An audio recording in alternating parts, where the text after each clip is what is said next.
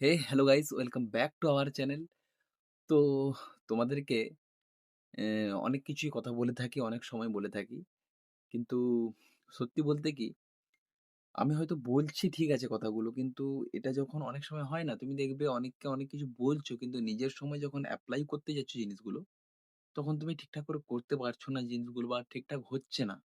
তুমি ভাবছো এই মুহূর্তে দাঁড়িয়ে যে ঠিকঠাক হচ্ছে না জিনিসগুলো। যেমন আমার সঙ্গে এই সময় হচ্ছে যে আমি যেসব কাজগুলো করতে চাইছিলাম আগে সেগুলো মানে হলো না জিনিসগুলো অ্যাকচুয়ালি। তো না হওয়ার ফলে আমি এখন অনেক কিছু আলাদা, আলাদা জিনিস ট্রাই করছি পরপর করে। তো তার মধ্যে অনেক কিছুতে আমি ফেলিওর হয়েছি। তোমাদের সঙ্গে সেটা নিয়ে ডিসকাস করেছি। কিছু ফিন্যান্স কোম্পানিতে কাজ করছিলাম। আবার কিছু সময় ধরে ইন্স্যুরেন্সে কাজ করছিলাম। তো যাই হোক মোটামুটি করে সবকিছুতে ফেলিওর হয়ে যাচ্ছে পরপর করে। সেই ২০২২ এর পর থেকে যা শুরু হয়েছে এই ফেলিওর এর জিনিসটা। এখনো অবধি চলে যাচ্ছে। আমি জানি না কবে গিয়ে এটা ফিক্সড হবে একটা জায়গায়। আমি যেখানে ঠিকঠাকভাবে কাজ করতে পারবো বা সেখান থেকে কিছু আর্নিং হবে। না হলে তো জিনিসগুলো সম্ভব নয় জিনিসগুলো। আর আজকে সম্বন্ধে আমি নিজের সম্বন্ধে কিছু বলছি তোমাদেরকে। কিন্তু অবশ্যই তোমাদেরকে প্রতিদিন আমি যেকোনো একটা ছোট্ট স্টোরি বলে যাই, যেগুলো হয়তো জীবনে তোমরা দেখে থাকবে বা হয়েছে বা হচ্ছে জিনিসগুলো, সেটা বলে থাকি। আর আমি একটা আজকে ঘটনা শুনলাম। ঠিক আছে? তো তোমরা যদি শোনো জিনিসটা তাহলে হয়তো ভালো হবে। ভালো হবে বলতে কি আমি বলব তো তোমাদের একসময় বলেছিলাম আমি হয়তো যে এমন তোমার আম ইনফ্লুয়েন্স থাকা উচিত যার ফলে তুমি কোনো মানে কি বলা যাবে?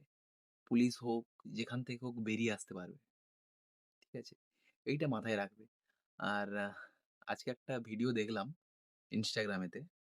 তো এই সালমান না কে বলে একটা বাচ্চা ছেলের অ্যাক্সিডেন্ট হয়ে মারা গেছে। ওই যে ছেলেটা যে অ্যাক্সিডেন্ট করলো, ল্যাম্বরগিনি বা ফারারি নিয়ে জিনিসটা, ওইটা হবে হয়তো।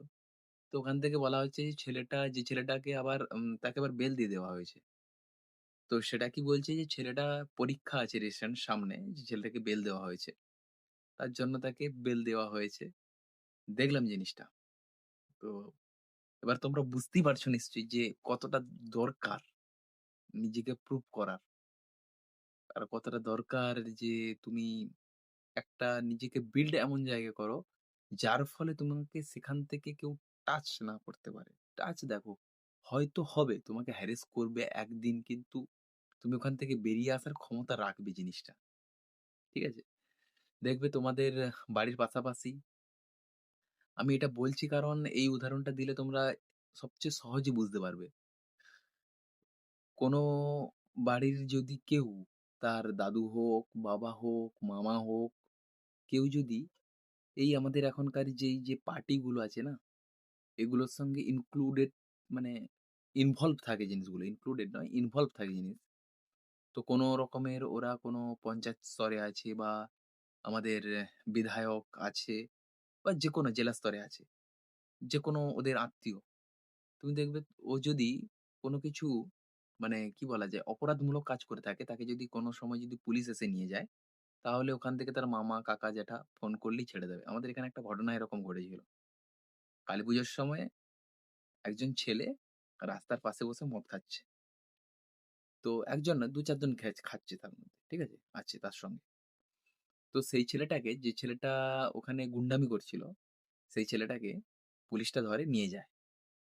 আর পুলিশটাকেও মানে মারধর করার একটু চেষ্টা করছিল যে, "আমি খাচ্ছি তো তোর কি?"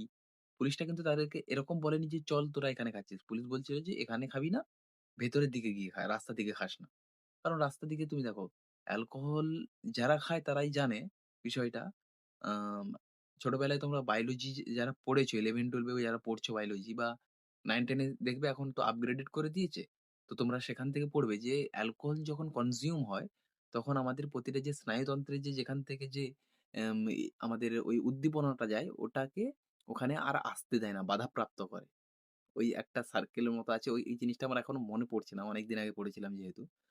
তো ঐটার ফলে কি হয়? তুমি কি করছো না করছো তোমার জ্ঞান মানে তুমি দেখতে পাচ্ছ সবকিছু, কিন্তু তুমি করতে পারছো না ওই জিনিসগুলো। কারণ কি? তোমার রেসপন্স গুলো আসছে না স্নায়ুর মধ্যে। আর এইটার জন্য বলেছিল বেসিক্যালি, যদি কোন রাস্তায় মোটরসাইকেল আসে, গাড়ি আসে, ও তো মারা যাবে, ওর সঙ্গে তারাও মারা যাবে। যদি একটা মোটরসাইকেল আছে। তো তার জন্য বলছিল কথাগুলো কিন্তু সে শোনেনি। তাকে নিয়ে যাচ্ছিল গাড়িতে করে। তার মামা একটা জেলা স্তরে উঁচু পদে কাজ করে, যেকোনো একটা পার্টির। সে ফোন করল যে, "আমার ভাগনাকে ধরা যাবে না, ছেড়ে দাও। আমি তোমার সঙ্গে কথা বলে নিয়েছি, এটাই যথেষ্ট।" বাস কাজ হয়ে গেছে। ছেলেটা মুক্তি পেয়ে গেল। কিন্তু এটা যদি অন্য কোনো ছেলে হতো বা অন্য কোনো ব্যাকগ্রাউন্ড তার এতটাও ভালো নয়, স্ট্রং নয় যেটাকে, ওকে কিন্তু নিয়ে চলে যেত ওখানে। ঠিক আছে? তো সবসময় মনে রাখবে যে স্ট্রং একটা জায়গায় পৌঁছাও। টাকা-পয়সা ভালো ইনকাম করো। এমন একটা স্ট্রং জায়গায় পৌঁছাও, যাতে তোমাকে কেউ এরকম হেনস্থা না করতে পারে, কোনো প্রকারের। আর এটা বলছি না যে সমস্ত খারাপ কাজগুলো করার পরে এগুলো করো। না, কোনোদিন এটা না। কারণ এটাতে কি হবে, তোমার এটাতে নিজস্ব বিহেভিয়ার হোক বা তোমার যেটা তোমার ওই বয়ে আসছে, বহন হয়ে আসছে তোমার পরিবারের হোক, তোমার যেকোনো সম্পর্কের। বলবে যে এই ছেলেটা এরকম মানে এর সঙ্গে কানেক্টেড মানে এও এরকম। দেখবে এরকম হয়। তুমি যদি একজন মদ খাওয়া মানুষের সঙ্গে যে পার ডে খায় মদ, তার সঙ্গে যদি ২ দিন ঘোরো, তো তুমি হয়তো খাচ্ছ না জিনিসটা। কিন্তু তোমাকে সে বলবে যে এও মদ খায়। এর সঙ্গে ঘুরছে মানে। জিনিসটা হচ্ছে এরকম দাঁড়ায়। তো আজকের শরীরটা ভালো না। জ্বর মতো লাগছে। তাই জন্য হয়তো তোমাদের সঙ্গে একদম ওই যে হাসি মুখে কথাটা বলি বা যে এনার্জি দিয়ে কথাগুলো বলি, সেগুলো বলতে পারছি না। গলাটাও ধরে আছে আমার। তো ঠিক আছে, দেখা হচ্ছে তোমাদের সঙ্গে নেক্সট ভিডিওতে। আর খুব তাড়াতাড়ি দেখা হবে তোমাদের সঙ্গে ব্লগিং এ অনেকগুলো ব্লগ আসবে। এটা প্ল্যান করে রেখেছি। তো ঠিক আছে। Tata bye bye.